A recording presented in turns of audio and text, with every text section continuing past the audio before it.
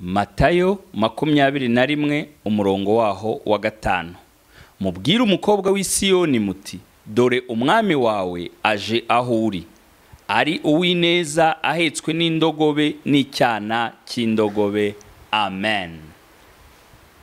Umwami wawe aje aho uri, ni uje ugusanga.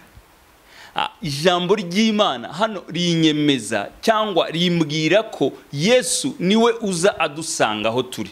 Iyo dusubiye inyuma mu mateka dusanga umwana w'Imana niwe yaje asanga abantu kubw'ikibazo cyari gihari, kubw'imbogamizi isi yari ifite. Arangije aravuga ngo araje.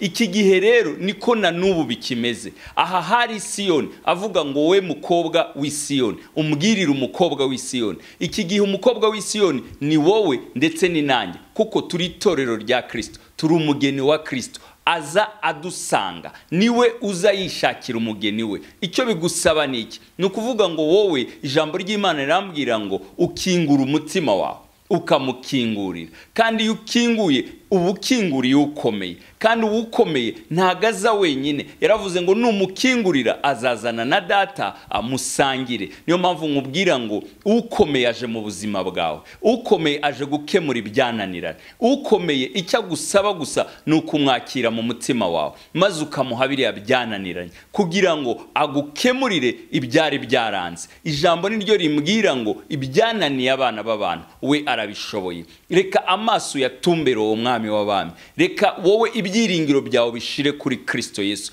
kugira ngo nta kindi kimuzana. Ijambo hano ridusobanuriye ngo azanye neza mu buzima bwawe.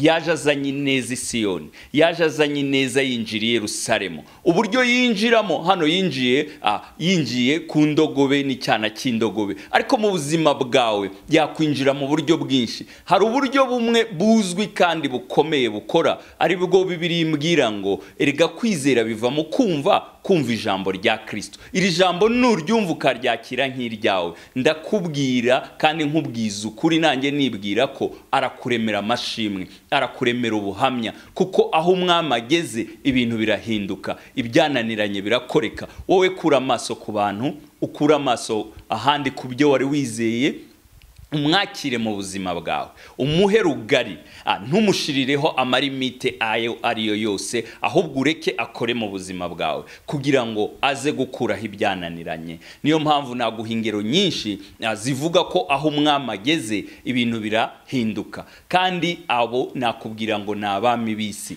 ni abatware b'iyi si, ariko ibyo bakora nabyo birakomeye. Ariyo mpamvu nkubwira ngo niwizera ukakira Kristo ukamwakira mu buzima bwawe, arazana neza aje gukemura ibintu byinshi. Shalom shalom.